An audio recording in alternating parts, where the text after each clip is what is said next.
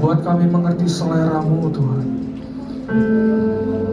Buat kami mengerti Tuhan keinginan hati-Mu Tuhan dalam kehidupan kami.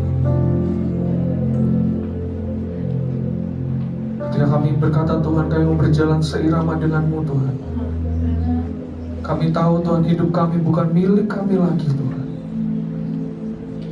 Apapun Tuhan yang kami naikkan di hadapan-Mu Tuhan, apapun yang kami korban, kami persembahkan di hadapan-Mu Tuhan, itu bukan tentang harga diri kami Tuhan, bukan tentang keinginan kami, bukan tentang kemauan kami lagi Tuhan. Tapi semuanya Tuhan adalah yang Kau mau dari hidup kami Tuhan. Mari Tuhan, mari Tuhan. Hari ini buat kami sadar Tuhan, ketika kami mau mempersembahkan yang terbaik Tuhan, bukan dengan cara kami Tuhan, bukan dengan cara kami Tuhan.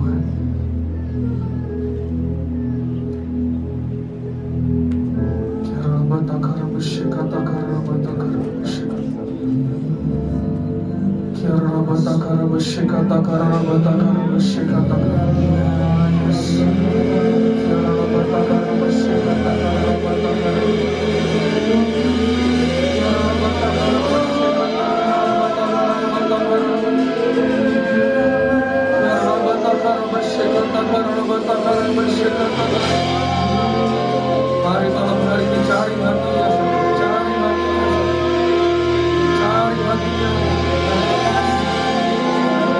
Mari berbalik dari cara-caramu yang lama, berbalik dari setiap pengertianmu, berbalik dari setiap ilmu kemampuanmu. Cari hatinya, cari hatinya, mari cari hatinya.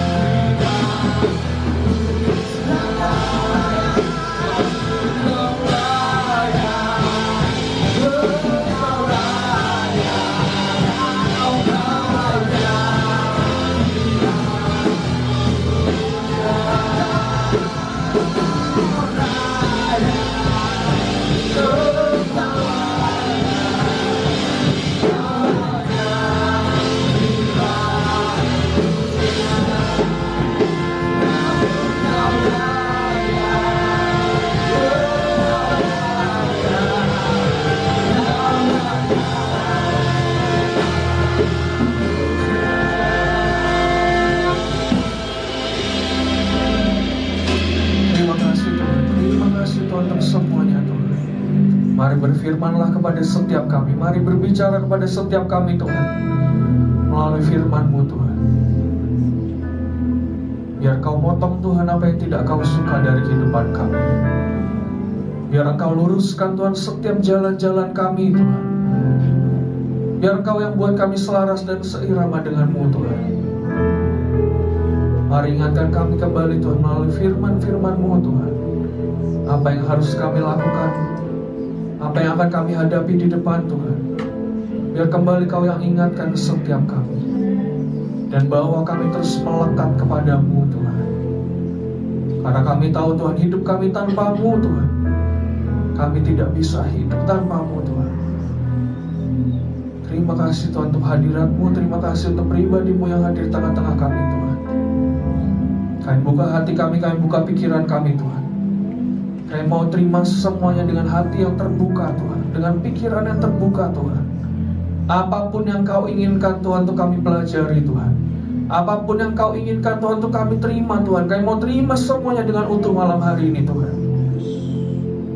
Lembutkan setiap hati kami Tuhan, supaya kami dapat mendengar apapun yang ingin Kau ajarkan kepada kami. Terima kasih Tuhan, terima kasih Tuhan. Kami siap terima yang terbaik yang daripada-Mu Tuhan. Dalam nama Tuhan Yesus, amin. Silakan duduk saudara. Sejujurnya saudara, tadi ketika kita berdoa, saya sangat-sangat merasakan Tuhan itu berbicara sesuatu saudara. Tuhan itu ada di tengah-tengah kita dan Tuhan berbicara sesuatu.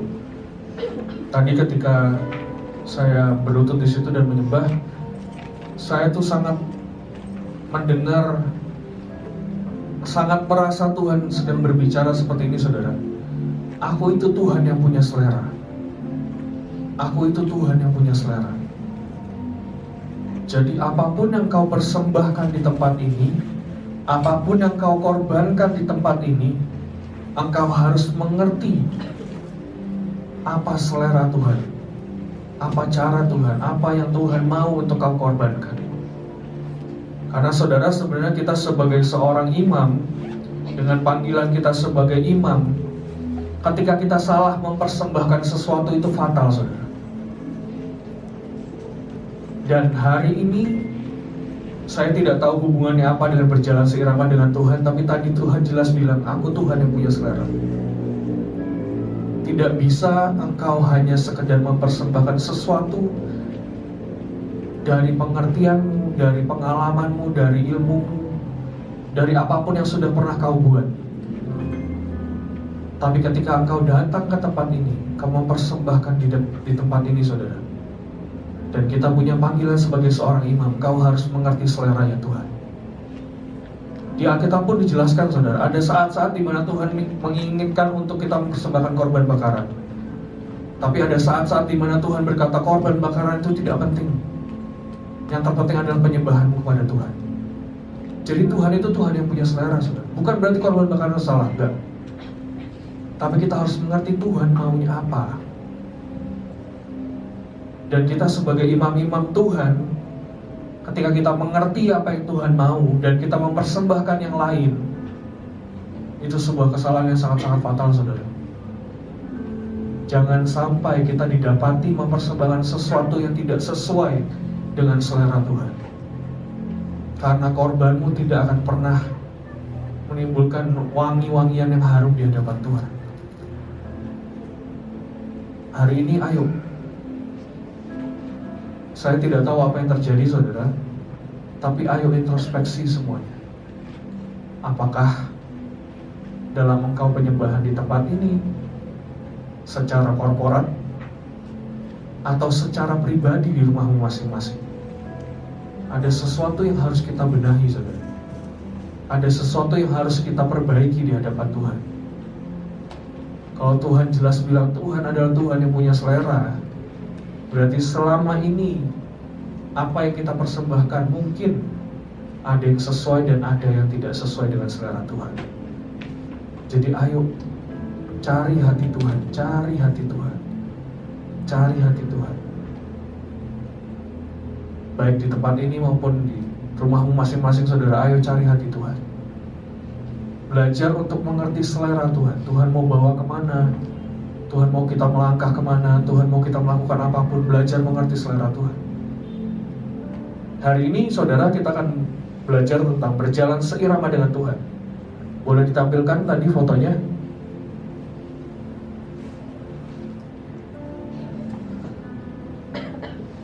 Ya.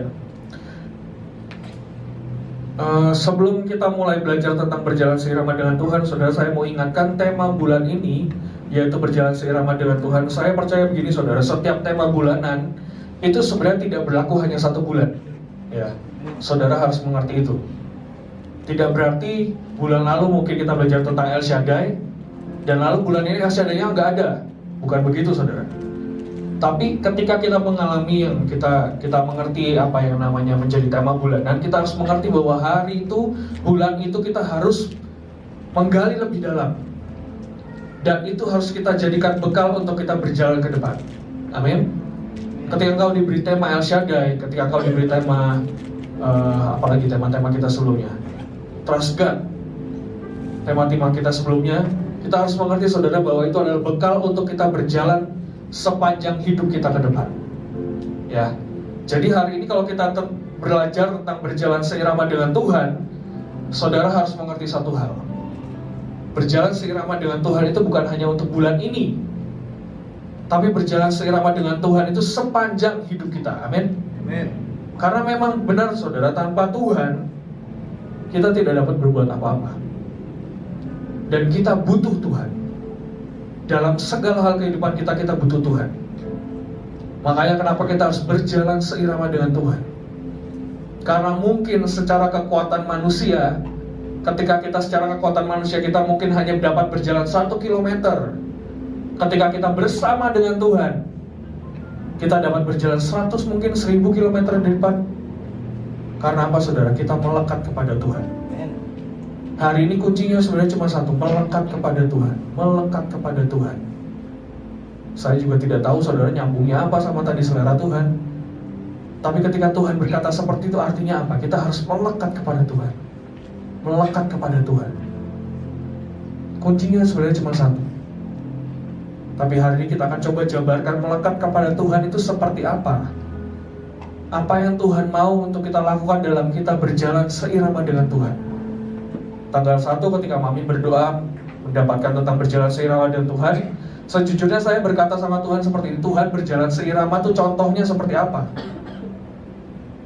Seringkali kita ini manusia kalau tidak diberi contoh sama Tuhan, kita ini lamban untuk menangkap, betul? Dan ketika itu saya berdoa, Tuhan menunjukkan satu foto ini saudara. Tuhan menunjukkan satu gambar ini.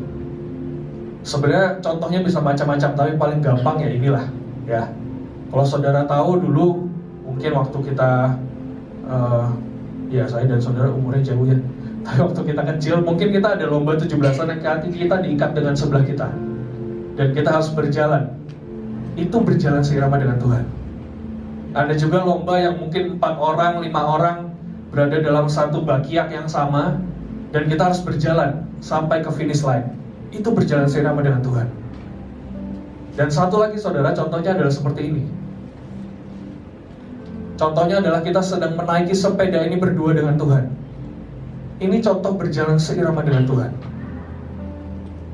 Tuhan yang di depan, dan kita yang di belakangnya. Kita yang bonceng sama Tuhan. Kita yang dompleng sama Tuhan. Itu berjalan seirama dengan Tuhan saudara. Dan kalau saudara mengerti, ada yang pernah naik sepeda seperti ini? Belum? Saya pernah saudara, dan itu sangat-sangat susah. Waktu saya dan Lala pergi honeymoon saudara, setelah selesai menikah saya pergi ke Bintan. Dan di Bintan itu ada menyewakan seperti ini saudara. Ada di resortnya di sana, menyewakan seperti ini. Dan waktu ya mungkin 1 bulan mungkin setelah kita menikah, 2 minggu setelah kita menikah, kita pergi ke sana. Rencananya mau romantisan saudara. Sewa sepeda ini. Itu sewa itu buat 1 hari ya. Bayar sekian untuk 1 hari. Kita sewa sepeda ini. Dipikir bisa keliling-keliling pakai sepeda ini. Tapi ternyata ketika prakteknya saudara, dari yang tadinya mau bagus-bagusan gitu ya, foto lah apalah segala macam, ternyata ketika naik sepeda ini sangat-sangat susah. Saya mau ke kiri, Lala maunya ke kanan. Saya maunya cepat, Lala maunya pelan-pelan. Tapi ketika naik sepeda ini sudah tidak bisa lagi seperti itu saudara. Yang terjadi malah ya jatuh lah, gak seimbang lah, dan lain sebagainya. Sama dengan kita berjalan seirama dengan Tuhan sebenarnya saudara. Waktu itu saya sewa untuk 1 hari, tapi dalam 15 menit mungkin setengah jam saya pulangin sepedanya saudara. Karena nggak bisa, susah. Menyatukan dua kepala tuh susah dalam satu sepeda. Sama dengan kita berjalan seirama dengan Tuhan. Saudara buka dalam Amos 3 ayat 3. Ini biar fotonya biar ditampilin terus saja supaya melekat di otak setiap kita. Kita tahu ketika kita berjalan seirama dengan Tuhan, kita sedang melakukan ini sebenarnya. Ya, Amos 3 ayat 3. Berjalankah dua orang bersama-sama jika mereka belum berjanji? Berjalan gak saudara? Gak bisa. Dalam ayat ini dikatakan berjalankah dua orang bersama-sama jika mereka belum berjanji. Jadi sebenarnya ketika kita mau berjalan dengan seseorang, ketika kita mau berjalan dengan Tuhan dalam hal ini, ketika kita belum mendapatkan yang namanya mereka belum berjanji, itu artinya gini saudara, kita belum mendapati yang namanya kesepakatan dengan Tuhan, kita tidak bisa berjalan saudara. Naik sepeda ini kalau nggak ada kesepakatan nggak bisa. Artinya apa? Engkau harus satu tujuan, engkau harus satu kecepatan, dan engkau harus punya kesepakatan dengan Tuhan. Baru engkau dapat berjalan seirama dengan Tuhan. Mengerti saudara? Berjalan seirama dengan Tuhan, engkau butuh yang namanya kesepakatan dengan Tuhan. Amos 3 ayat 3, berjalankah dua orang bersama-sama jika mereka belum berjanji? Kalau kita tidak punya yang namanya kesepakatan, kalau kita tidak punya yang namanya benar-benar ada sesuatu yang menyatukan kita dengan Tuhan, kita tidak dapat berjalan saudara. Bulan ini ayo, apa yang menyatukan kita dengan Tuhan? Apa tujuan kita dengan Tuhan? Ke arah mana kita mau berjalan? Itu harus sesuai saudara. Dan tidak bisa seperti ini saudara, tidak bisa lagi mau kita sendiri.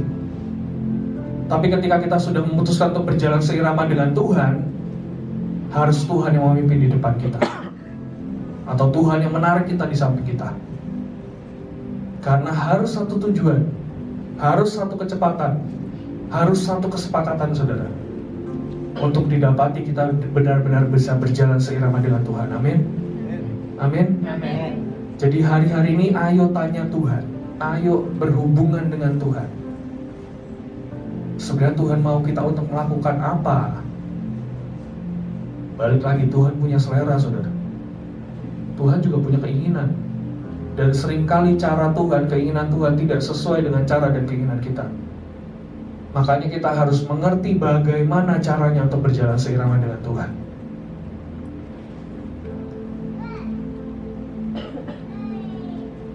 Ketika kita belajar saudara tentang berjalan seirama dengan Tuhan, sebenarnya ada kunci-kunci yang Tuhan bagikan. Ini sudah sempat saya jelaskan juga di hari Senin, tapi mungkin tidak terlalu detail. Hari ini saya mau detailin semuanya saudara ya. Yang pertama adalah mematikan daging. Ya. Dalam Lukas 9 ayat 23, boleh dibuka. Lukas 9 ayat 23. Ini kunci-kunci tentang berjalan seirama dengan Tuhan. Ya, saya berharap saudara dapat mengerti setiap kunci-kunci ini. Jadi kapanpun kita perlu kunci-kunci ini, saudara dapat Tuhan ingatkan kembali. Ya, ketika kita mendengarkan firman Tuhan, jangan sampai masuk kuping kiri, keluar kuping kanan, saudara. Tapi ketika kita mendengarkan firman Tuhan, ayo tanam itu dalam hidup kita, tanam itu dalam hidup kita. Ketika kita memerlukannya, baru percayalah saudara, Tuhan bisa keluarkan. Karena itu menjadi rema dalam kehidupan kita. Ya. Yang pertama, mematikan daging. Lukas 9 ayat 23. Ini kata Yesus sendiri ya saudara ya. Dikatakan katanya kepada mereka semua, setiap orang yang mau mengikut aku, ia harus menyangkal dirinya, memikul salibnya setiap hari, dan mengikut aku. Jadi kata Tuhan Yesus kepada orang-orang, kepada kita semua, ketika kita mau mengikuti Tuhan, apa yang harus kita lakukan? Menyangkal diri kita, memikul salib kita setiap hari, dan mengikut Tuhan. Ini kata Yesus saudara. Ini berarti yang diperlukan untuk setiap kita ketika kita mau mengikut Tuhan, itu adalah menyangkal diri, memikul salib, baru mengikut Tuhan. Ini yang Yesus katakan. Dan ini yang sebenarnya Pak Daniel juga sering katakan, betul? Ketika Pak Daniel, saya berkali-kali saudara ketika menyiapkan firman ini, sejujurnya saya mengingat apa yang beliau katakan. Setiap kali dia menyembah, setiap kali dia menyampaikan isi hati Tuhan, apa yang dia katakan? Habiskan kedagingan. Habiskan kedagingan. Habiskan kedaginganmu sendiri. Betul? Karena ketika kita menghabiskan kedagingan kita, mematikan kedagingan kita, baru kita bisa selaras dengan Tuhan. Baru kita bisa seirama dengan Tuhan. Baru kita benar-benar bisa sejalan dengan Tuhan. Balik lagi saudara, 2 orang dalam satu sepeda. Yang boleh punya keinginan siapa? Yang di depan saudara. Meskipun kita boleh gak punya keinginan, boleh. Kita boleh gak punya mimpi, boleh. Keinginan dan mimpi itu yang membuat kita, wadah kita diperbesar saudara. Tapi ketika kita berjalan seirama dengan Tuhan, yang harus kita tanyakan kepada Tuhan adalah seperti ini saudara. Tuhan, ini mimpiku, Tuhan, ini keinginanku. Apakah ini sesuai dengan jalan yang Kau tentukan bagiku? Percayalah saudara, kalau sesuai, Tuhan yang akan buka setiap jalan kita di depan. Amin. Tapi kalau tidak sesuai, apa yang harus kita lakukan? Manut sama Tuhan, nurut sama Tuhan. Itu yang namanya mematikan daging saudara. Ini kunci yang terpenting, mematikan daging. Mengerti bahwa kehidupan kita bukan milik kita lagi. Mengerti bahwa kehidupan kita bukan lagi tentang keinginan kita, tentang emosi kita, tentang ego kita, tentang apapun yang kita inginkan lagi. Tapi apa jalan Tuhan dalam hidup kita? Saya dengarkan beberapa khotbah saudara, dari khotbah Engkong, dari khotbah Pak Agung. Semuanya berkata yang sama. Apapun yang sudah Tuhan pilihkan bagi kita, itu yang terbaik. Dan kalau kita menyodorkan keinginan kita sama Tuhan, bayarnya akan lebih mahal dan lebih lama saudara. Contoh, ketika engkau datang ke satu restoran, apa contoh? Restoran di Solo terbaik apa? Makanan apa di Solo yang terbaik? Coba apa? Misalkan sate kambing gitu. Buntel. Anggaplah sate kambing buntel paling enak di Solo. Jualan ayam nggak? Sate kambing buntel. Jualan ayam nggak? Enggak. Sate kambing buntel jualnya kambing. Dan ketika kita datang ke sana, kita seharusnya memesan yang terbaik di tempat itu, yaitu sate kambing buntel tadi. Tapi seketika itu juga timbul keinginan dalam hati kita untuk memesan sate ayam buntel. Bisa nggak? Bisa nggak? Bisa nggak? Seringkali nggak bisa saudara. Karena apa? Itu bukan yang disodorkan sama mereka. Itu bukan yang dipilihkan sama mereka. Meskipun mungkin ada beberapa restoran yang bisa dimasaknya sama, dengan bumbu yang sama, dengan bahan yang berbeda. Tapi ketika kita mau menggunakan apapun keinginan kita yang lain, ayam tadi, bukan kambing, mereka harus mengeluarkan ongkos lebih saudara. Mereka harus pergi dulu cari ayamnya, dipotong dulu, dibersihin dulu, baru dimasak. Dan yang saudara bayar pasti akan lebih mahal daripada yang kambing. Kenapa? Karena dia bikin hanya untuk Anda saudara. Betul? Itu Tuhan. Itu keinginan Tuhan, dan keinginan kita tuh seperti itu saudara. Engkau harus tahu ketika engkau masuk ke dalam restoran kambing buntel, sate kambing buntel itu, yang terbaik ya sate kambing itu. Tapi seringkali kita masuk ke restoran sate kambing, kita maunya ayam, atau kita maunya sapi. Itu keinginan kita saudara. Meskipun mungkin dengan bumbu yang sama ya, dengan olahan yang sama mungkin bisa. Apapun di dunia ini, semua yang kita pesan secara khusus, itu bayarnya lebih mahal, nunggunya lebih lama saudara. Padahal saudara mengerti, saudara berhadapan dengan tukang masak terbaik dunia, dan engkau memesan sate ayam, bukan sate kambing yang dia sediakan mungkin. Jadi saudara harus mengerti, mematikan kedaginganmu, mengalahkan setiap keinginan dagingmu. Susah gak? Susah, pasti. Pasti susah. Tapi percayalah, ketika kita benar-benar menyerahkan hidup kita sama Tuhan, ketika kita berjalan seirama dengan Tuhan, mengikuti apa yang Tuhan mau dalam hidup kita, itu yang terbaik saudara. Amin. Amin. Kita harus mengerti hal ini, supaya setiap kali kita berjalan, setiap kali kita menerima yang dari Tuhan, Yang terjadi kita nggak komplain, saudara. Tapi yang terjadi adalah mengucap syukur terhadap apapun yang Tuhan berikan dalam hidup kita. Saya sering dengarkan khotbah engkong, saudara.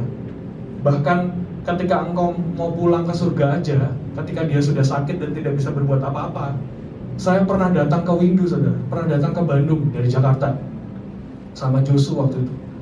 Saya datang ke engkong. Itu mungkin terakhir kita ngobrol juga sama engkong. Dan dalam kondisi sakit pun saya tahu, saudara, tubuhnya sudah melemah, organ-organnya mungkin sudah tidak bisa berfungsi dengan baik, dan dia mungkin kesakitan. Tapi saya tidak pernah mendengar satu kata pun keluar kata sakit daripada mulutnya. Saya dengarkan banyak khotbah engkong, saudara.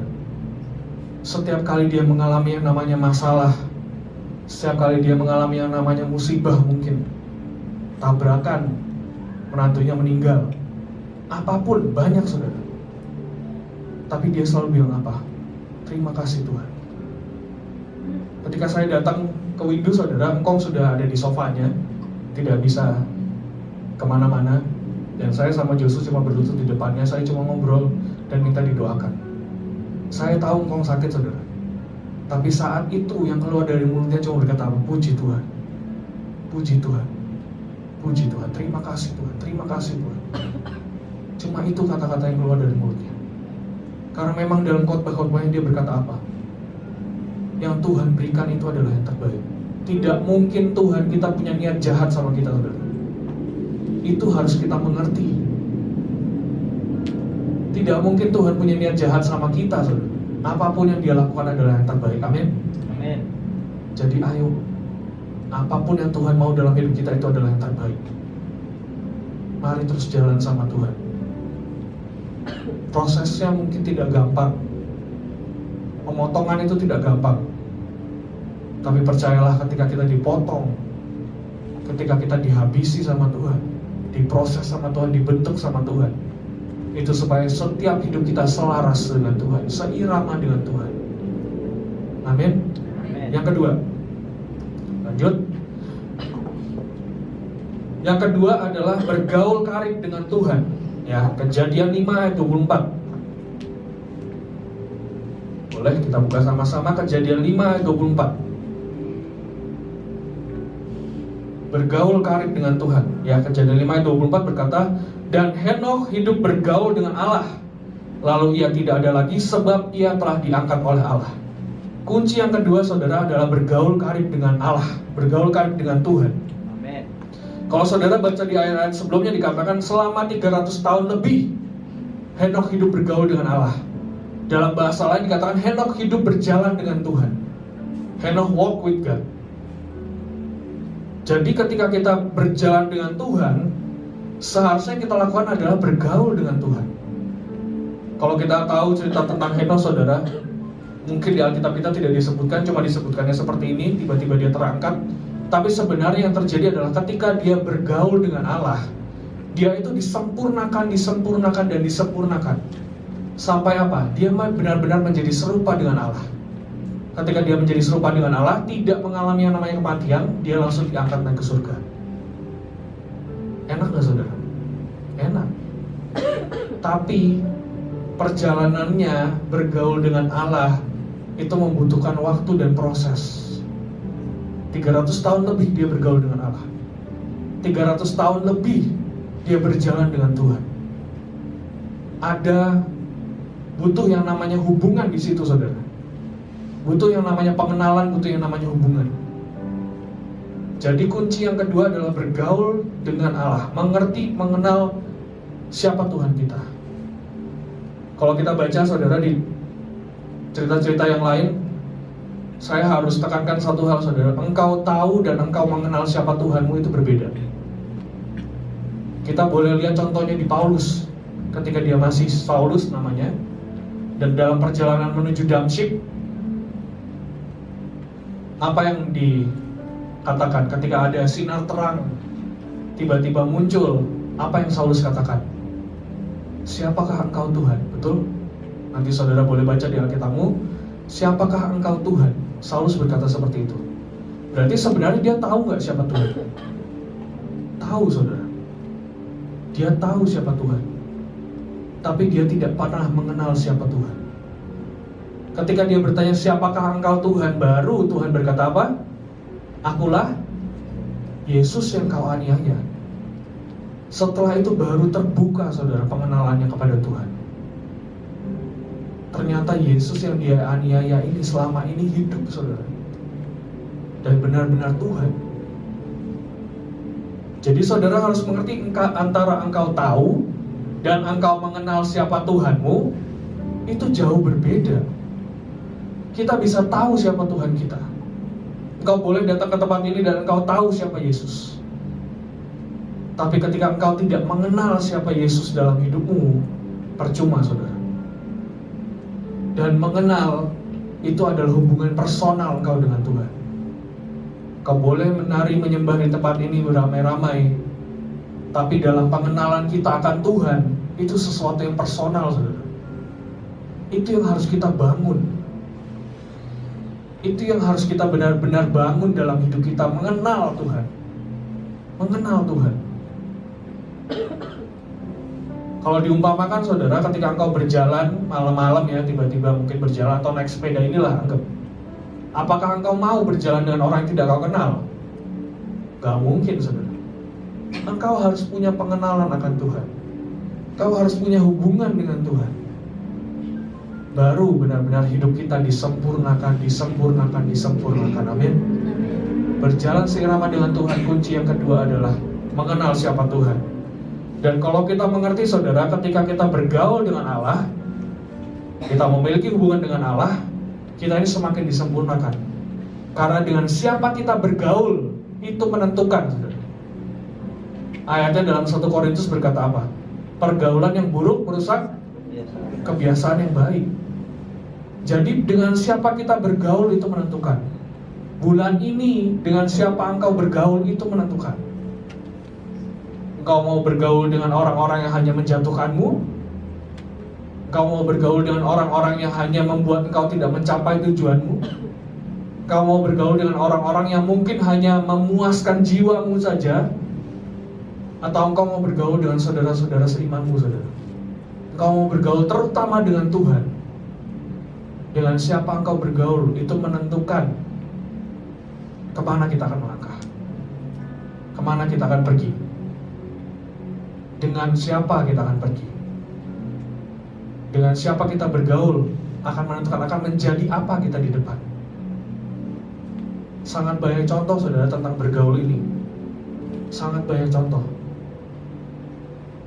Saya saudara dari SD, saya ini masuk di SD swasta saudara.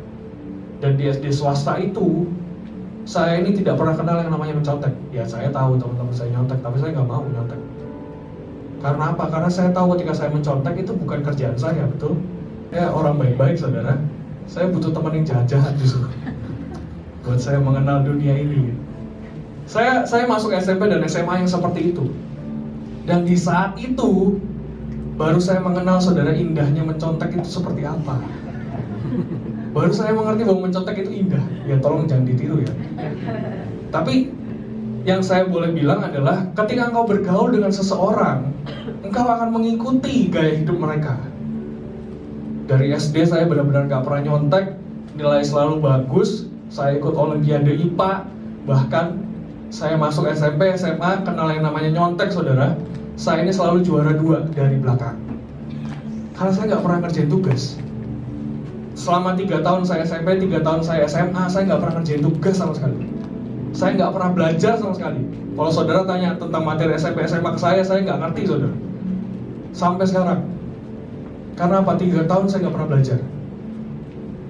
Yang saya lakukan apa? Saya hanya belajar materi 3 tahun dalam 3 bulan terakhir sebelum ujian. Saya ikut bimbingan belajar. Dan saya belajar semua materi dari kelas 1 sampai kelas 3 di situ saudara. Karena apa? Enak nyontek. Tapi pas ujian nasional saya tahu. Dan saya bertekad saudara, dalam ijazah saya nggak mau nyontek. Itu puji Tuhan ya, masih ada sedikit jiwa baiklah dalam hidup saya. Saya nggak mau nyontek saudara, kalau ujian nasional. Dan itu artinya saya harus belajar mati-matian. Jadi mencontek itu nggak seindah itu juga. Ketika kita berhadapan dengan yang nyata dan engkau tidak punya ilmu apa-apa, matilah kita. Saya belajar materi 3 tahun dalam waktu 3 bulan. Dan puji Tuhan, setiap kali ujian nasional tidak pernah ada angka merah saudara dalam ijazah saya. 3 tahun saya kejar dalam waktu 3 bulan.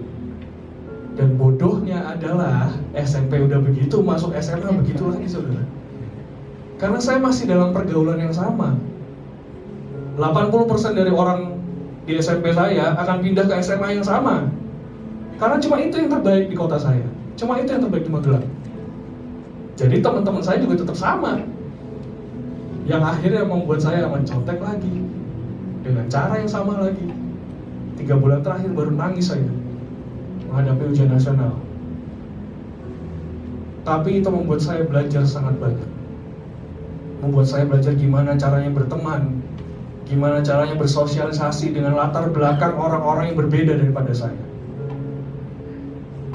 Jeleknya itu saudara, mencontek itu. Saya nggak tahu apa-apa saudara, SMP SMA saya nggak tahu, benar-benar nggak tahu. Saya masuk kuliah, saya sudah bertekad nggak ada lagi nyontek-nyontekan, nggak ada lagi tuker-tukeran jawaban. Dan sepanjang saya kuliah nggak ada nilai C saudara. Ada 1 nilai C, hanya untuk mengingatkan saya bahwa mencontek itu tidak indah. Bedanya saudara, saya tidak lagi mencontek, tapi saya memberikan contekan kepada yang lain. Ketahuan dan saya nilai C saudara.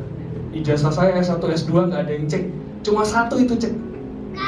Memang nggak ada yang sempurna di dunia ini saudara. Untuk mengingatkan mencontek itu memang tidak baik saudara. Jadi dengan siapa kita bergaul itu sangat-sangat menentukan kemana kita akan melangkah, kemana kita akan berjalan, menjadi apa kita di depan. Pilih pergaulan yang baik saudara. Bahkan seharusnya, wajibnya adalah kita harus bergaul dengan Tuhan sendiri sampai kita benar-benar disempurnakan. Amin. Amin. Yang ketiga, sudah 7:18 saudara. Yang ketiga adalah meraba hati Tuhan. Ya, Mazmur 119 ayat 105. Saya bacakan biar cepat. Firman-Mu itu pelita bagi kakiku dan terang bagi jalanku. Memang saudara, dalam Alkitab juga dikatakan jalan-jalan Tuhan itu tidak terselami. Hati Tuhan, pikiran Tuhan itu tidak terselami. Tapi Tuhan juga berkata ada clue, ada petunjuk, ada tanda-tanda yang Tuhan berikan kepada kita untuk kita mengerti kemana kita akan melangkah. Lewat apa saudara? Mazmur 119 ayat 105. Firman-Mu itu pelita bagi kakiku dan terang bagi jalanku. Artinya apa? Kita tuh nggak bisa mengerti hati Tuhan sepenuhnya saudara sebenarnya. Kita hanya bisa meraba hati Tuhan. Dan dalam meraba hati Tuhan yang harus kita punyai adalah hidup yang dipenuhi oleh firman. Dengan kita hidup dipenuhi oleh firman, baru kita bisa punya yang namanya pelita bagi kaki kita dan terang bagi jalan kita. Saudara bayangkan kita ini berjalan seirama dengan Tuhan, artinya Tuhan berjalan barengan kita. Apakah langkah kaki Tuhan di depan kita dapat lihat? Gak bisa saudara. Karena Tuhan berjalan sama kita. Tuhan berjalan bersama dengan kita, di samping kita. Mungkin dalam sepeda ini di depan kita, tapi sedekat itu saudara, ketika kita melekat dengan Tuhan. Langkah-langkah Tuhan di depan itu tidak bisa kita mengerti. Tapi Tuhan berkata apa? Tanda-tandanya, petunjuknya, clue-nya, semuanya ada dalam firman Tuhan. Jadi kunci yang ketiga ketika kita mau berjalan seirama dengan Tuhan adalah meraba hati Tuhan dengan cara kita benar-benar hidup dipenuhi oleh firman Tuhan. Belajar baca firman, dengarkan khotbah-khotbah. Saya saudara dari beberapa minggu lalu saya sudah ngambil komitmen, sebelum tema ini ada saya ngambil komitmen setiap hari saya harus dengarkan 1 khotbah. Setiap hari saya harus dengarkan 1 khotbah minimal. Kalau lagi kosong mungkin bisa 2, bisa 3, bisa 4. Kenapa? Karena saya mau hidup saya dipenuhi oleh firman. Saya mau hidup saya diubahkan. Saya mau hidup saya ke depan itu jelas saudara. Seringkali orang Kristen itu berpikir ikut Tuhan itu gak jelas. Karena apa? Kau tidak pernah melihat jalannya. Engkau tidak pernah melihat apa yang Tuhan kehendaki di depan.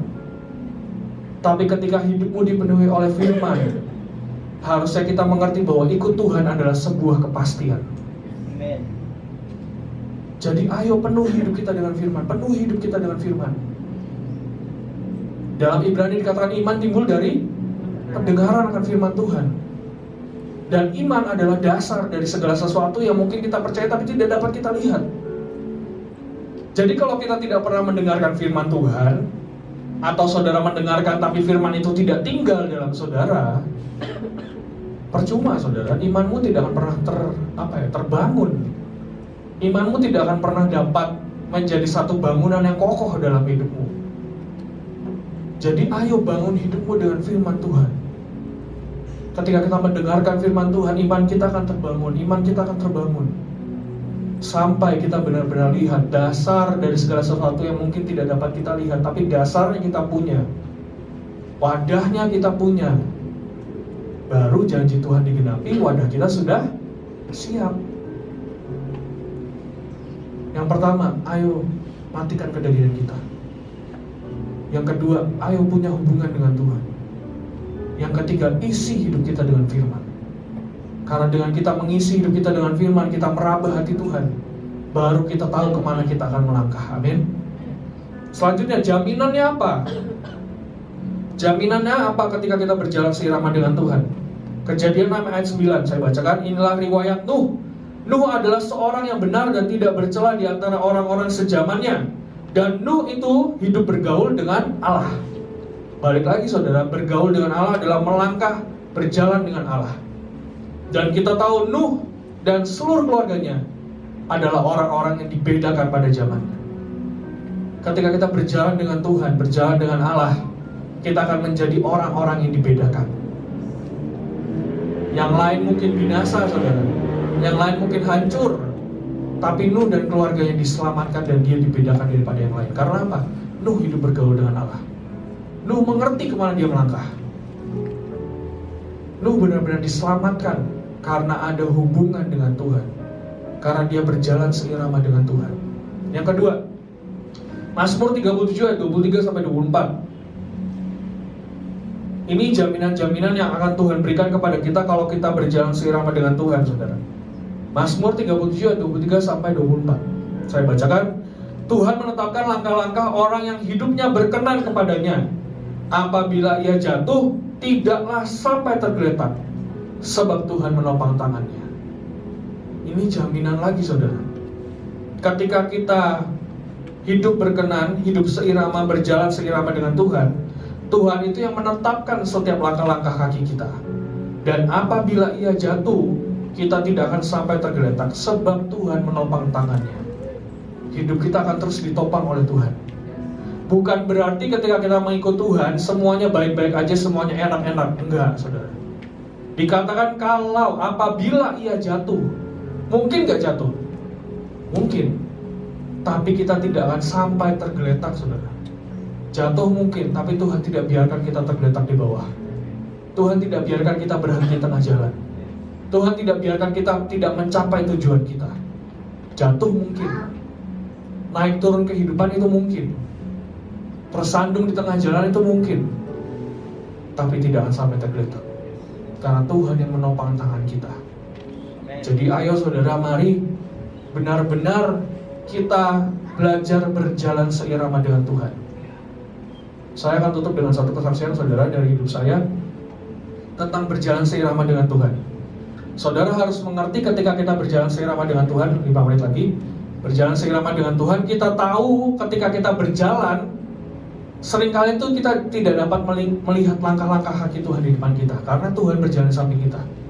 Tapi, kemarin itu ketika saya menyampaikan ini di youth, pertama kali saya tanggal 1 itu hari Jumat dan kita ada youth, saya sampaikan hal ini, dan ada satu pertanyaan yang cukup cukup menjadi perenungan juga dalam hidup saya. Bagaimana kita mengerti apa yang kita lakukan itu benar-benar keinginan Tuhan? Dan jawabannya cuma satu. Kau harus melangkah terlebih dahulu. Baru ketika engkau melihat ke belakang, baru engkau bisa melihat langkah kakimu itu berdua atau sendiri, saudara. Ketika engkau berjalan dengan seseorang, engkau tidak dapat melihat langkah kaki di depan, betul? Karena dia di sampingmu. Tuhan di sampingmu. Tapi ketika engkau melangkah, baru ketika engkau melihat lagi ke belakang, baru engkau lihat langkah-langkah kaki. Jadi ketika dikatakan, apa yang membuat kita yakin kalau ini langkah kaki Tuhan? Tuhan pasti berikan damai sejahtera dalam hidup kita. Jadi tidak melangkah pun salah, saudara. Tapi ketika engkau mau melangkah, berdoa sama Tuhan dan katakan kepada Tuhan, Tuhan, kalau memang ini jalanmu, engkau yang lancarkan semuanya. Tapi kalau aku melangkah dan ini bukan jalanmu, tolong Tuhan, bagaimanapun caranya tarik aku masuk ke dalam jalanmu. Ketika engkau dihadapkan pada dua pilihan A atau B, yang mana di hatimu yang damai, jalani, saudara.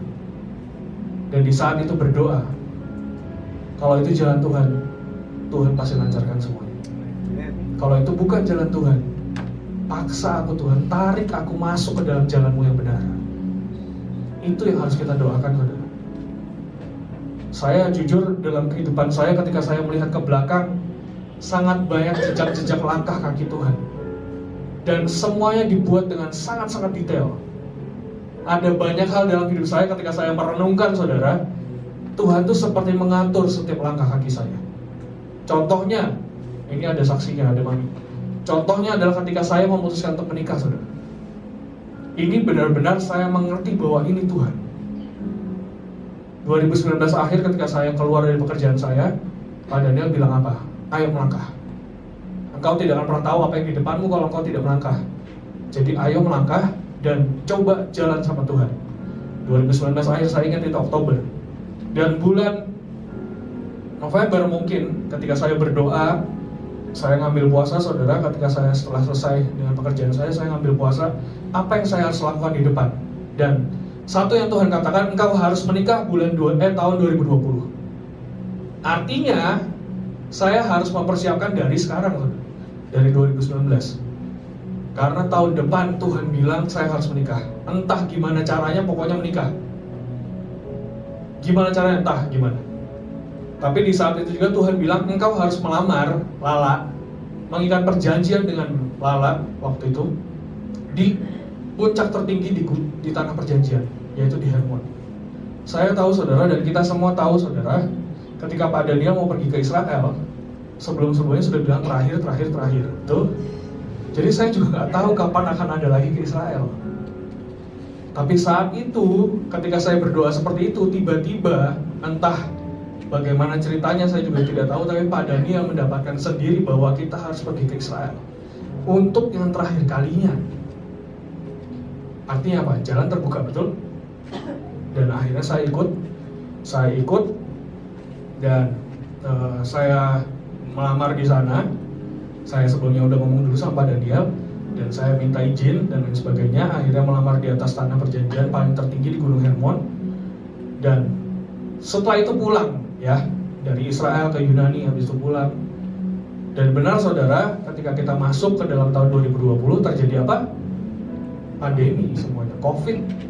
Bahkan sampai sekarang kita tidak bisa lagi pergi ke Israel, betul? Jadi itu sudah step Tuhan dalam hidup saya. Ketika Tuhan bilang kau harus melamar di tanah perjanjian, dan saya benar-benar entah bagaimana caranya akhirnya berangkat, Tuhan sudah tuntun semuanya. 2019, 2020 awal. Dan setelah itu, saudara, itu benar-benar menjadi Israel yang terakhir. Terakhir sama papi, terakhir mungkin kita pergi ke Israel, entah kapan juga Israel terbuka untuk Indonesia lagi. Tapi itu langkah-langkahnya. Dan akhirnya setelah itu bulan Januari, akhirnya Februari kita memutuskan untuk tunangan, ya, untuk lamaran, dua keluarga dan lain sebagainya. Nah, yang uniknya lagi adalah H-1, saudara, Pak Daniel itu dapat bahwa dia harus memberkati saya dan Lala. Ada mami saksinya di sini. H-1, benar-benar H-1. Saya ini diajak ngobrol berdua sama Pak Daniel, bertiga, berempat sama mami. Tuhan, entah kenapa Tuhan bilang kau harus diberkati besok. Artinya apa? Ketika sudah diberkati, engkau sudah sah suami istri. Aku harus memberkati engkau besok. Padahal itu bukan hari pernikahan yang seharusnya, saudara. Pernikahan seharusnya itu harusnya September. Tapi ketika itu Februari, saya lamaran. Dan H-1, Tuhan bilang seperti itu. Sampai padanya itu jelas, jujur ngomong sama saya, saudara, ketika engkau sudah diberkatin, artinya engkau sudah sah menikah di hadapan Tuhan. Meskipun mungkin di hadapan manusia kau belum menikah, di hadapan Tuhan kau sudah menikah. Artinya apa? Gak ada lagi mundur ya. Ketika kau mundur, mungkin putus lah, apa gagal segala macam, itu artinya kau cerai loh. Karena kau sudah diberkati oleh hamba Tuhan. Akhirnya kita sepakat 100% yakin melangkah. Saya bilang sama orang tua saya, malah akhirnya melangkah Februari tanggal 26 atau berapa ya? Ya pokoknya itulah. Kita di tunangan akhirnya dan diberkati oleh Pak Daniel. Dan saudara mengerti, saudara, kalau saya tidak didoakan saat itu juga, Pak Daniel Juni pulang ke surga, saya ini belum menikah, saudara. Saya ini belum diberkatin, saya ini belum didoakan oleh beliau. Ketika saya melihat ke belakang, sangat banyak langkah-langkah Tuhan dengan saya, dan semuanya sudah diatur dengan sangat-sangat sempurna. Belum lagi tentang wedding, belum lagi tentang pekerjaan saya. Bagaimana bisa tiba-tiba saya menghadapi trauma saya, akhirnya saya pergi ke Bali, habis itu saya ke Surabaya untuk isi AOC Surabaya, dan saat itu di Jakarta Mami sama Lala pesawatnya yang mendarat di Halim tergelincir. Dan cuma ada saya, saudara, yang khotbah di Surabaya ketika saya mengalahkan trauma saya terhadap pekerjaan. Itu juga karena Tuhan bilang saya harus berangkat. Saya juga gak tahu berangkat karena apa. Saya memutuskan untuk berangkat, saya gak ikut acara Bahtera waktu itu. Saya berangkat ke Bali itu kerja. Karena memang selama 2 tahun saya trauma terhadap pekerjaan saya. Dan Tuhan bilang kalau engkau mau ada jalan yang terbuka di depanmu, kau harus mengalahkan traumamu. Saya akhirnya berangkat ke Bali, saya kerja sama teman saya. Akhirnya cuma saya yang sampai ke Surabaya tepat waktu, saudara. Bayangkan kalau kita bertiga masih di Jakarta, di AOC Surabaya nggak ada yang ngisi mungkin saat itu. Ketika kita melihat ke belakang, sangat banyak langkah kaki Tuhan bersama dengan kita. Dan itu semua sangat-sangat detail. Sangat-sangat detail Tuhan persiapkan semuanya. Mungkin kita tidak mengerti apa yang kita hadapi di depan, tapi percaya Tuhan tahu yang terbaik. Dan ayo melangkah bersama dengan Tuhan. Melangkah bersama dengan Tuhan. Yakin sama Tuhan. Ambil jalan sama Tuhan. Baru kita akan melihat semuanya digenapi dalam hidup kita. Amin. Terima kasih. Tuhan Yesus memberkati.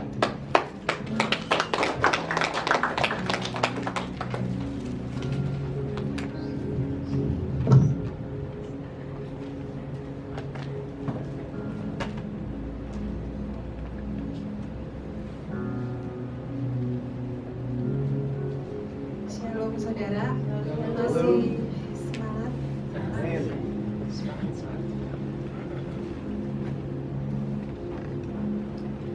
Saudara, waktu saya mendapatkan tema bulan ini, ya ketika habis pengasingan bulan lalu, ya Tuhan berkata, mari nak berjalan seirama dengan Tuhan.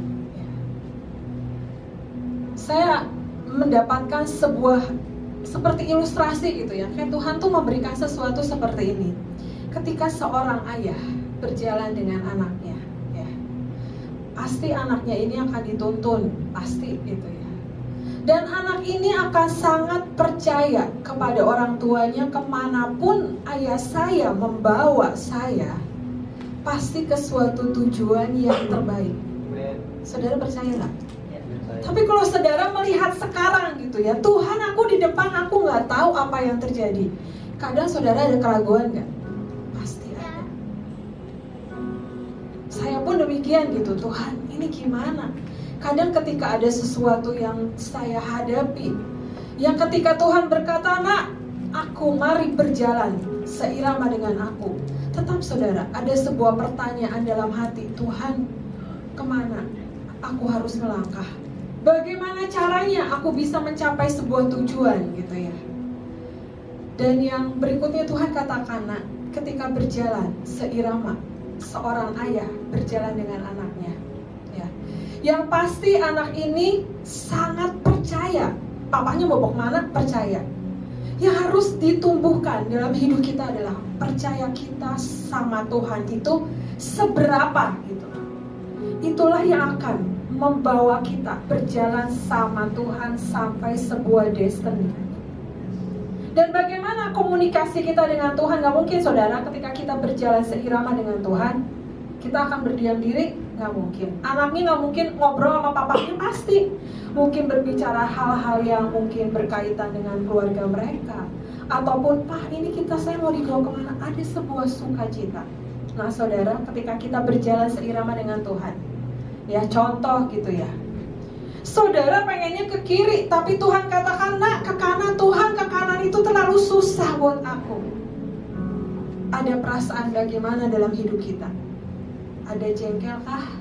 Ada kesel? Ada kecewa?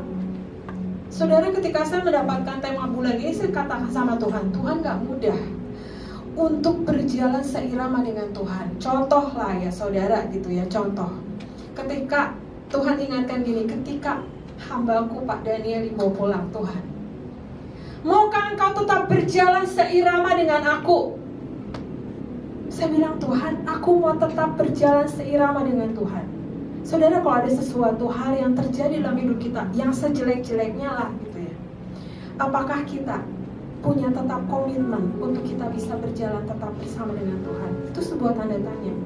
Itu saudara pikirkan. Kenapa seperti tadi yang dibagikan, matikan semua kedagingan kita ketika kita mau berjalan seirama dengan Tuhan. Tuhan mau bawa kita kemana nih? Ya kalau itu memang kerinduan kita, keinginan kita, kita akan perlu sukacita. Tapi kalau itu bukan yang sepakat dengan kita, apakah kita tetap punya rasa sukacita? Dan kita bisa berkata, puji Tuhan, aku bisa melewati semuanya ini bersama dengan Tuhan. Ataukah kita berjalan dengan sebuah kekesalan, kejengkelan yang Tuhan, aku tetap mau berjalan seirama dengan Engkau, tapi mengapa aku mengalami hal-hal seperti ini? Ada banyak pertanyaan dalam kehidupan kita. Nah saudara, Tuhan mau membawa kita kepada sebuah level ya. Ayo nak, berjalan seirama dengan Tuhan. Aku mau kemana, engkau ikut. Aku mau kemana, engkau ikut. Nah itu saudara, yang tadi. Yang pertama yang harus kita belajar apa? Percaya penuh sama Tuhan, bahwa apapun yang terjadi dalam kehidupan kita ketika kita ada di dalam Tuhan, ada sebuah jaminan dalam kehidupan yang Tuhan berikan. Aku membawa engkau tuh ke tempat yang terbaik. Ya mungkin jalannya sekarang gak mudah, mungkin jalannya sekarang terlihat kok Tuhan seperti ini, tapi Tuhan punya tujuan yang baik buat setiap kita ya. Yang kedua tadi, mari punya komunikasi yang baik sama Tuhan. Jangan saudara berdoanya mungkin dikala kita kepepet aja sama Tuhan. Baca firman-Nya ketika dipepet masalah baru kita baca banyak firman. Komunikasi kita sama Tuhan apa saudara? Iya, banyak baca firman. Bagaimana membuat fondasi kita menjadi kuat di dalam Tuhan. Saudara, keadaan di luar apakah menjamin kita? Enggak. Yang menjamin kita yang pasti siapa? Tuhan Yesus. Dan apakah ketika kita di luar kita bisa menjadi berkat dan saksi-saksi Tuhan? Mari saudara, punya fondasi yang kuat, punya komunikasi yang baik ya. Dan yang berikutnya saudara adalah apa? Ketika nih seorang ayah berjalan dengan anaknya ya. Ketika anaknya jatuh, apakah akan dibiarkan jatuh?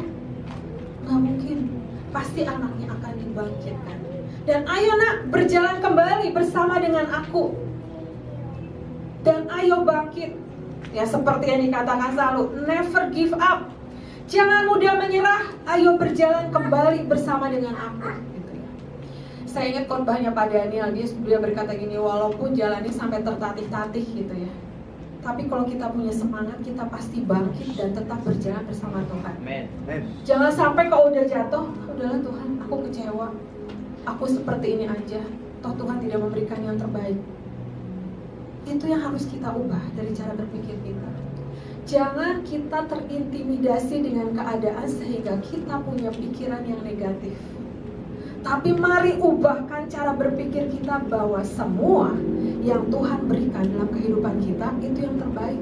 Walaupun jalannya memang gak mudah. Saya ingat aja Pak Dani waktu gak ada, saya punya notesnya Pak Dani berkata memang jalannya tidak mudah, tapi kuncinya apa? Nurut aja, nanti sampai kok. Mungkin waktu dia nulis itu, mungkin dia juga menghadapi hal seperti itu gitu loh. Memang jalannya gak mudah. Mau jalannya kan kita kayaknya pengen yang instan, pengen yang cepat sekali jadi gitu ya. Tapi saudara kan katanya gini, harga yang instan dan harga yang tadi Derian bilang custom lebih mahal yang mana saudara? Lebih mahal yang custom. Yang benar-benar Tuhan mau jadikan kita seperti apa? Tuhan mau jadikan kita menjadi permata-permatanya yang indah. Tuhan mau jadikan kita yang terbaik. Tapi kadang kita yang tidak bisa dibentuk sama Tuhan. Karena apa? Punya keinginan sendiri, punya karepnya sendiri, pengen ini. Kita berkata gini, Tuhan ini untuk memperlengkapi pelayananku, Tuhan gini. Tapi itu apakah tepat di hati Tuhan? Itu belum tentu saudara. Oleh karena itu, mari semua yang ada di sini, ya, panggilan kita adalah panggilan imam. Mari responi panggilan kita sebagai panggilan imam yang membawa pendamaian terus ke hadapan Tuhan. Jangan berkata gini, kok ngelakuin sesuatu sih, nggak ngelakuin sesuatu sih. Saudara, ketika kita melakukan pendamaian, ketika berdoa buat setiap jiwa-jiwa, ketika kita berdoa datang kepada Tuhan setiap jam 5 pagi untuk berdoa buat Indonesia, itu sesuatu yang kita lakukan. Di sini semua ikut doa jam 5 pagi? Ya. Diawali dengan semangat, diakhiri dengan sesuatu setia sampai akhir. Di tengahnya apa saudara? Kuncinya bertahan. Dan jangan coba-coba untuk lari ke sana ke sini, ya. Tetap setia. Kuncinya adalah bertahan, ya. Padanya suka bilang ini, jangan coba-coba untuk tidak setia, tapi mari belajar setia dengan apapun apa yang menjadi bagian kita. Jangan kita merasakan gini, ini sebuah rutinitas, ini sebuah apa ya, yang aku lakukan sehari-hari. Bisa nggak membangkitkan setiap hari bahwa berdoa buat Indonesia adalah sebagai sebuah kehormatan yang Tuhan berikan kepada setiap kita, kesempatan. Di sini bukan doa Indonesia jam 5 dan doa apa? Doa senja. Lengkap ya. Saya kemarin mendengarkan sebuah khotbah. Kapan Tuhan Yesus bertemu dengan Adam? Ya tadi saya ngomong di mobil. Di waktu-waktu yang apa? Sejuk. Sejuk itu kapan saudara? Pagi dan sore. Ya. Saya baca itu saya baru ingat, wah ternyata klop banget ya. Jam doa pagi dan doanya senja. Ya. Jadi saudara, ketika Tuhan membawa kita, ayo responi dan mari lakukan. Saudara, ini tadi Derian sudah cukup. Saya akan membawakan next PPT-nya. Cerita ini terdapat di dalam Lukas 15 ayat 11 sampai 32. Ya nggak usah saya bacakan, semua ngerti? Semua sudah tahu ceritanya adalah apa? Ketika ada seorang ayah mempunyai 2 anak laki-laki yang apa saudara? Yang sulung dan yang bungsu. Ya, ada 2 tipe. Ya, 2 tipe manusia, yang sulung dan yang bungsu. Dan di sini dikatakan saudara di ayat 12 dikatakan ya, kata yang bungsu kepada ayahnya, Bapak, berikanlah kepadaku bagian harta milik kita yang menjadi hakku. Lalu ayahnya membagi-bagikan harta kekayaan itu di antara mereka. Beberapa hari kemudian anak bungsu itu menjual seluruh bagiannya itu lalu pergi ke negeri yang jauh. Di sana ia memboroskan harta miliknya itu dengan hidup berfoya-foya. Ayat 14 dikatakan setelah dihabiskannya semuanya timbullah bencana kelaparan di dalam negeri itu dan ia pun mulai melarat.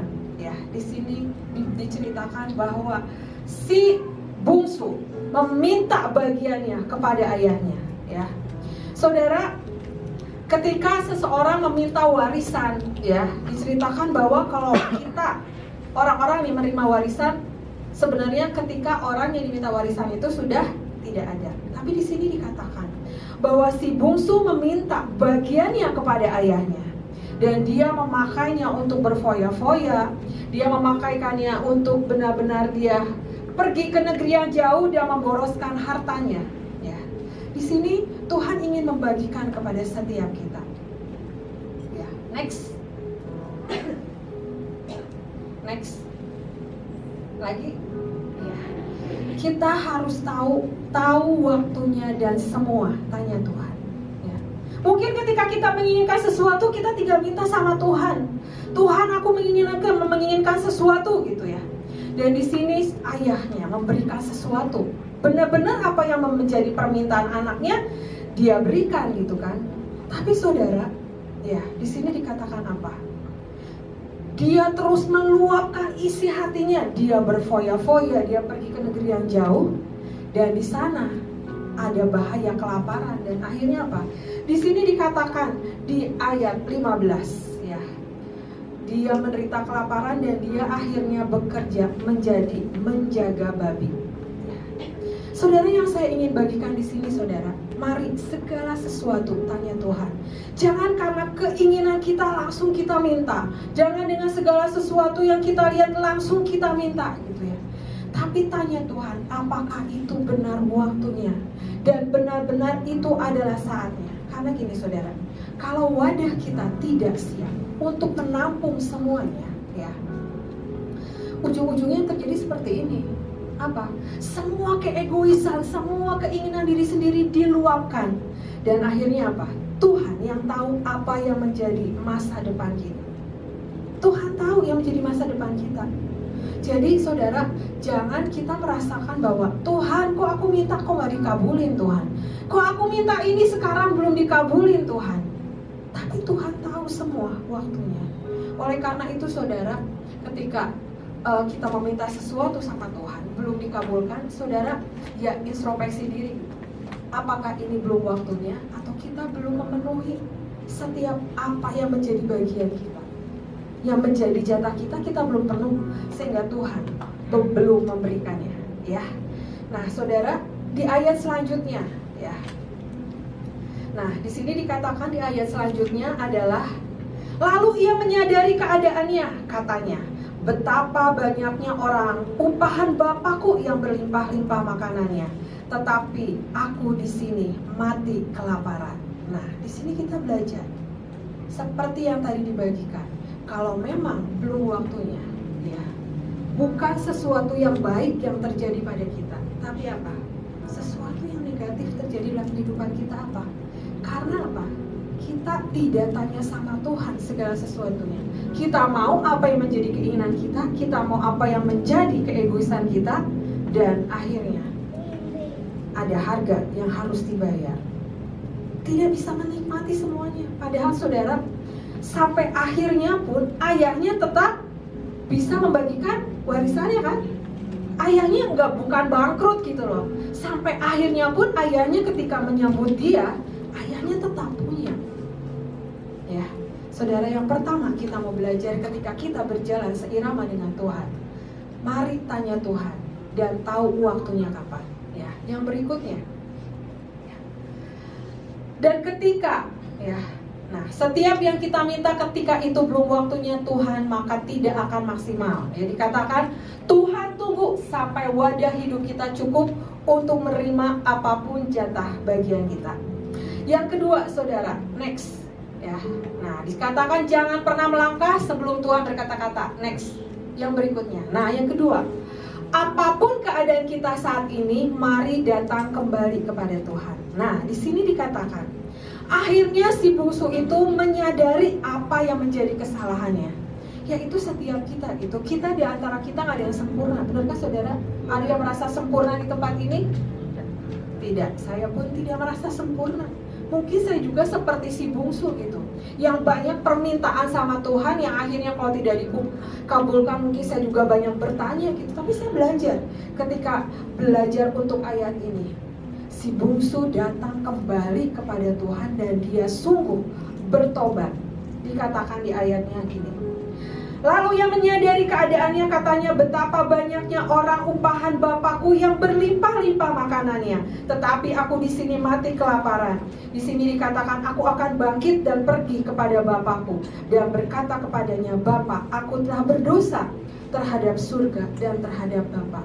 Mari saudara, ketika kita mau berjalan seirama dengan Tuhan, mari datang kepada Tuhan dan akui setiap segala sesuatu yang menjadi dosa kita, yang menjadi kelemahan kita. Jangan sampai kelemahan kita terlalu kuat di dalam kehidupan kita, sehingga kita tidak bisa datang kepada Tuhan dan bertobat dan mengakui semuanya.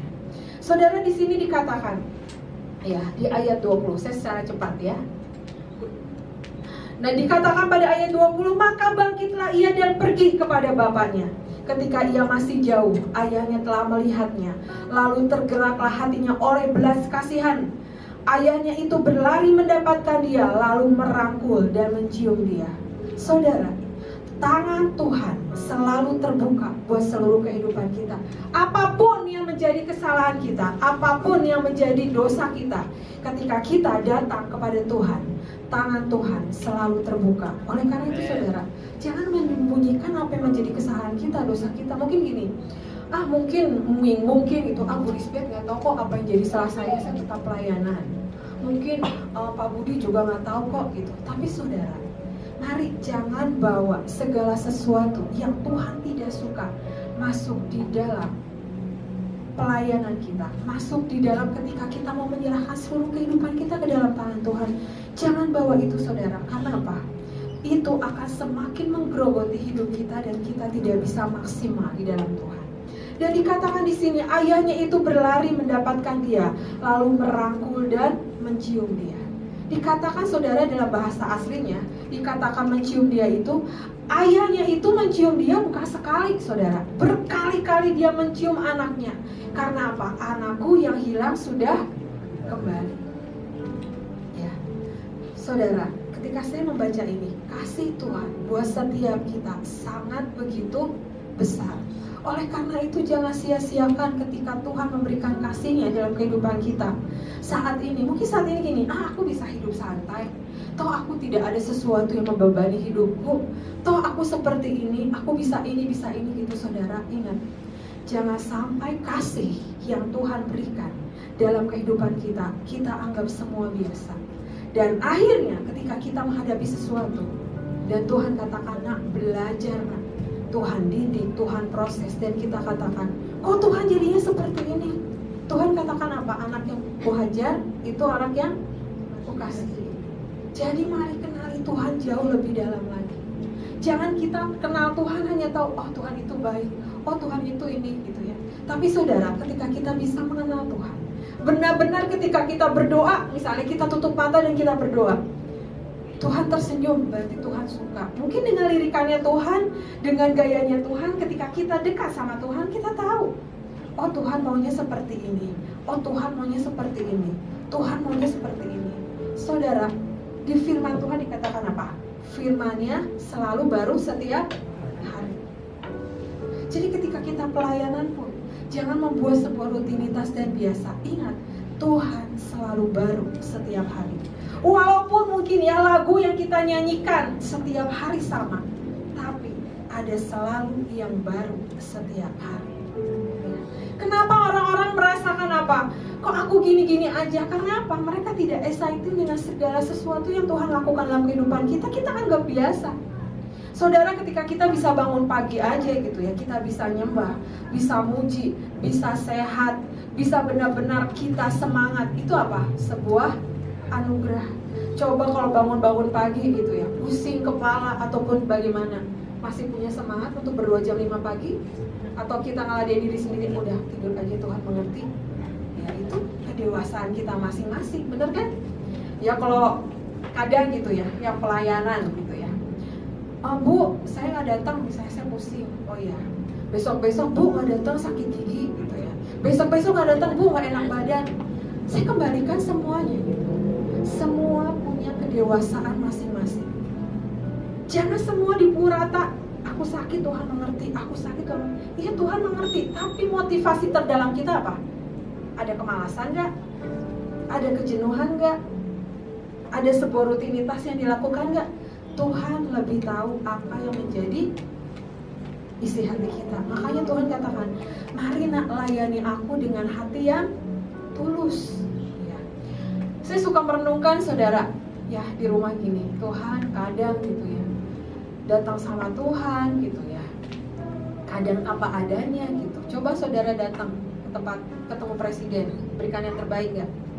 Pastilah, coba baju yang terbaik, mungkin ke salon dulu mungkin ya gitu ya, dengan segala sesuatu yang terbaik. Coba setiap hari kita ketemu Tuhan, bisa nggak kita memberikan yang terbaik? Memang Tuhan melihat hati kita, tapi respon kita pertama adalah apa? Ya, makanya saya sangat belajar ketika Pak Daniel ada. Dia kalau mau ibadah selalu pakai kemeja gitu ya. Terus dia tidak menuntut saya gitu. Kalau ibadah saya kemeja. Mungkin ya hari-hari setelah dia doa pagi atau apa gitu, dia selalu ganti. Dia tidak pernah menuntut saya, tapi saya melihat gitu. Tiba-tiba dari kaos dia berubah menjadi kemeja. Dia mengatakan kepada saya gini, saya mau belajar untuk menghormati Raja di atas segala raja. Saya mau menghormati Tuhan, dia bilang gitu. Saudara, waktu itu saya nggak gitu, saya masih pakai kaos profetik, saya pakai jubah. Tetapi ketika beliau udah nggak ada, Tuhan mengajarkan sesuatu. Nah, kalau engkau tidak mulai belajar dari sekarang, kapan engkau mau belajar? Kalau kita nggak bisa belajar dari sekarang, kapan kita mau belajar? Kalau selamanya kita bilang ini biasa, ini biasa, ini biasa, kapan mau belajar? Ya. Mungkin waktu kita dulu cinta kita mula-mula, kita bisa berikan yang terbaik. Zaman dulu gitu saudara, itu yang namanya menarik banner gitu. Kita mau pelayan di mana, banner kusut aja kita setrika saudara. Kita bisa setrika dulu supaya bannernya tidak kusut. Coba penari-penari di sini sekarang bagaimana? Nggak apa-apa bu, digulung aja bisa rapi kok. Mungkin seperti itu.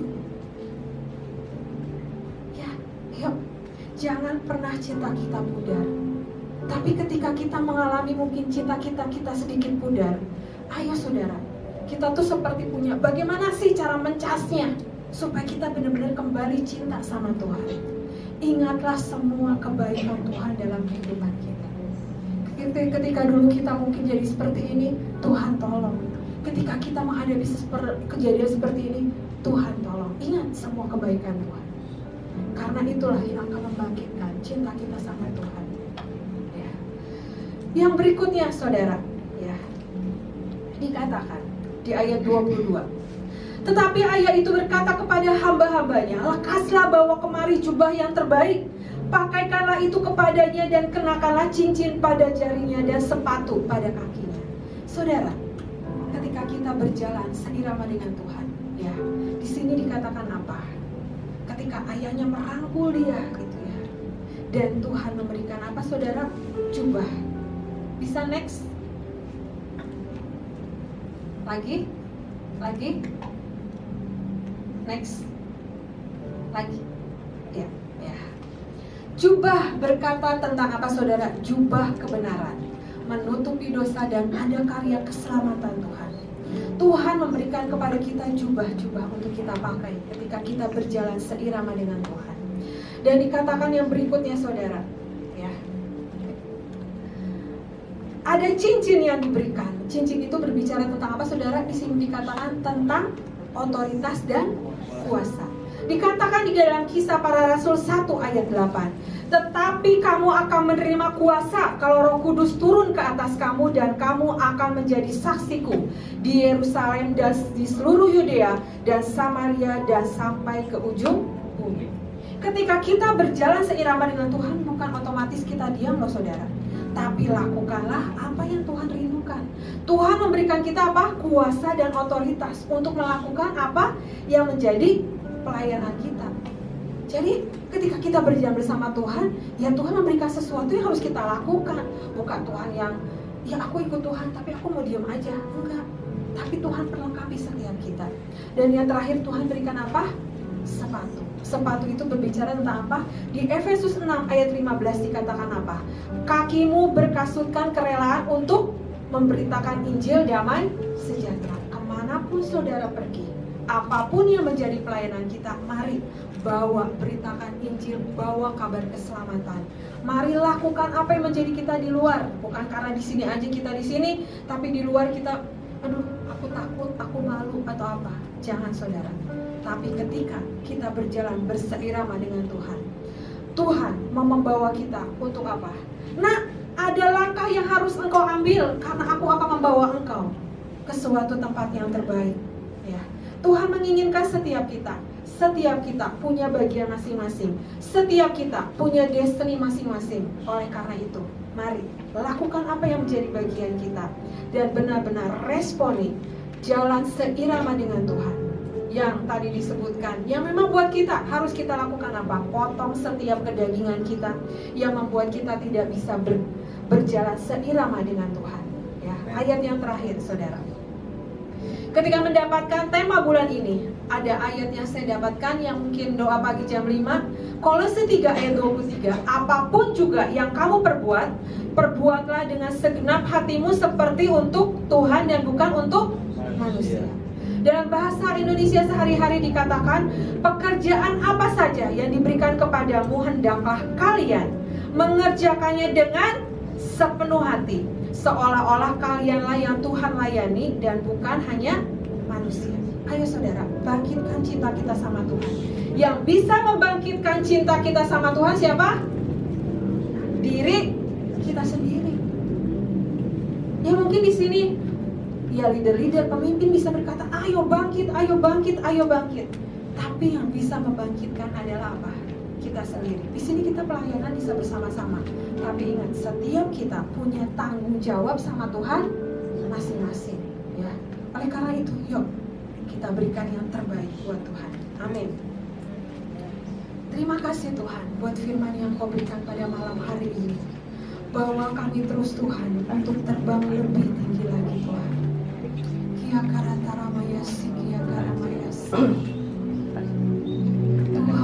Tuhan tolong setiap kami. Tuhan tolong setiap kami, tanpa Engkau kami tidak bisa berbuat sesuatu Tuhan.